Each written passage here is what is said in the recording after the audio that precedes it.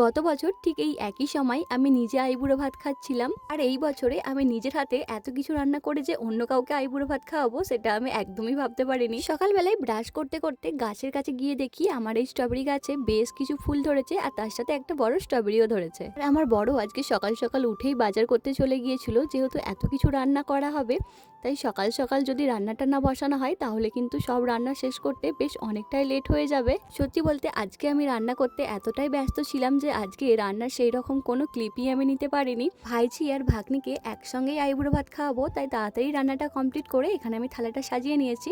আর দেখো মেনুতে কি কি ছিল। তোমরা হয়তো অনেকেই অবাক হচ্ছ যে এখানে আমি রাইসের সঙ্গে শাক ভাজাটা কেন করেছি।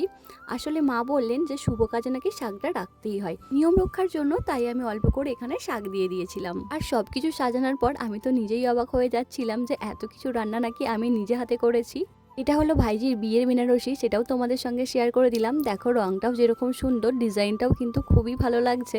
চলো আজকের ভিডিওটা এখানেই শেষ করছি, তোমাদের সঙ্গে দেখা হচ্ছে পরের কোনো ভিডিওতে। Tata, bye bye.